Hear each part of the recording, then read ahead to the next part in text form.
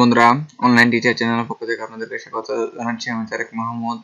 আজকে আমাদের যে আলোচনা বিষয় তা হচ্ছে অন পেজ অপটিমাইজেশন। আর অন পেজ অপটিমাইজেশনে সাধারণত যা যা করতে হয় তা নিয়ে আজকে আমি কথা বলবো। তো চলুন শুরু করা যাক। এখানে আমরা স্ক্রিনে 1 নম্বরে দেখতে পাচ্ছি অন পেজ অপটিমাইজেশন করার আগে যা যা করতে হয় তা হচ্ছে অন পেজ অপটিমাইজেশন করতে যা যা দরকার হয় তার ভিতরে হচ্ছে সার্চ ইঞ্জিনগুলোতে ওয়েবসাইট সাবমিট করা। আমি যদি আমার ওয়েবসাইট যদি গুগলে বা বিভিন্ন সার্চ ইঞ্জিনে সাবমিট না করি তাহলে সার্চ ইঞ্জিন বা গুগল আমাদের ওয়েবসাইট সম্পর্কে কোনো তথ্য পাবে না। তারপরে এখানে আমি আরেকটা জিনিস দেখতে পাচ্ছি 2 নম্বরে বিভিন্ন ওয়েবমাস্টার টুলসের সাইট ভেরিফাই করা। গুগল আপনার ওয়েবসাইটটা কি সম্পর্কে তার জন্য সে সম্পর্কে তথ্য জানার জন্য তাদের বিভিন্ন ওয়েবমাস্টার টুলসের ব্যবস্থা করেছে। ওটা গুগল বা আদার সার্চ ইঞ্জিন, প্রতিটা সার্চ ইঞ্জিনেরই ওয়েবমাস্টার টুলস রয়েছে। আর এই টুলসের মাধ্যমে আপনার ওয়েবসাইট সম্পর্কে বা যে কারো ওয়েবসাইট সম্পর্কে সার্চ ইঞ্জিন তথ্য সংগ্রহ করে থাকে বা কি সম্পর্কে সাইটটা তার সম্পর্কে তথ্য পায়। তারপর এখানে আমরা 3 নম্বরে দেখতে পাচ্ছি সাইট ম্যাপ তৈরি করা ও সাবমিট করা। আপনার ওয়েবসাইটের একটা সাইট ম্যাপ তৈরি করতে হবে এবং ওটা সাবমিট করতে হবে সার্চ ইঞ্জিনে বা গুগলে। তারপর এখানে আমরা আবার দেখতে পাচ্ছি অ্যানালিটিক টুলের মাধ্যমে সাইটের যাচাই বাছাই করা।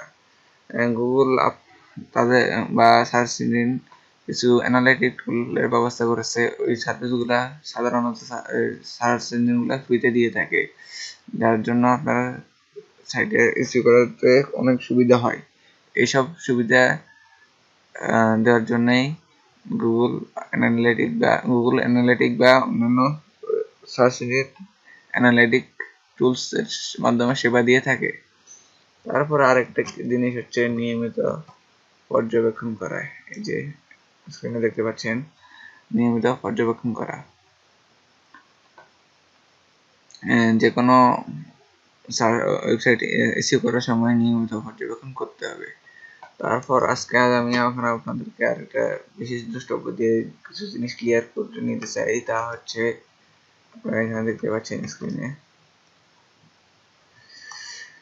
এই কাজগুলো করার আগে আপনার ওয়েবসাইটটিকে এসইও উপযোগী করতে হবে। জি ভাই, আপনি যে আপনার ওয়েবসাইটে এসইও করবেন তার আগে আপনার ওয়েবসাইটটাকে এসইও উপযোগী করতে হবে। উপরে যে স্টেপগুলো আমি আপনাকে 5টা স্টেপ নাম বললাম, এগুলো সবগুলোই এসইওর একটা অংশ।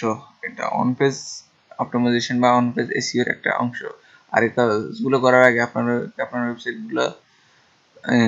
ওয়েবসাইটকে এসইও উপযোগী তৈরি করে নিতে হবে। তার জন্য সেখানে এসইওর কিছু বেসিক কাজ করতে হবে।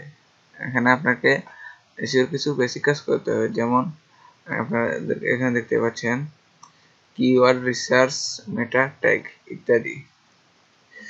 এই 2টা কাজ আপনাকে ফার্স্ট টাইম করতে হবে। তারপর এবং এই কাজগুলো করার পরে ওয়েবসাইট রেডি হওয়ার পরে মূলত এসইওর অন পেজের আসল কাজগুলো শুরু হবে। হ্যাঁ, আপনাকে এই কাজগুলো করার পরে ওয়েবসাইট রেডি করার পরে তারপর এসইওর আসল কাজগুলো শুরু হবে, যা আমরা উপরে আলোচনা করেছি। আর উপরে আলোচনা বলতে এগুলো আমরা অল্প কিছু আলোচনা করেছি। আমরা বিস্তারিত আলোচনা করব বা বিস্তারিত কাজগুলো প্র্যাকটিক্যাল দেখব পরবর্তী টিউটোরিয়ালে।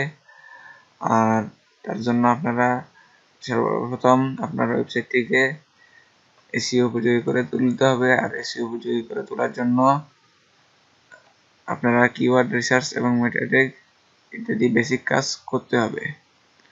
তো আজকে টিউটোরিয়ালটা আমার এতটুকুই, খুব ছোট টিউটোরিয়াল, কোনো লম্বা টিউটোরিয়াল না।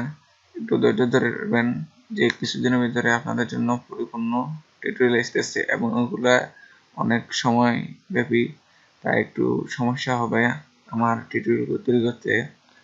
আশা করি আপনারা মানিয়ে নেবেন। সো আজকের মতো আমি বিদায় নিচ্ছি।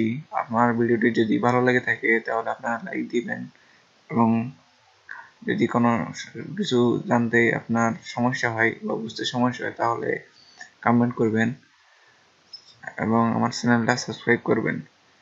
সো আজকের মতো আমি এখানেই বিদায় নিচ্ছি। আল্লাহ হাফেজ।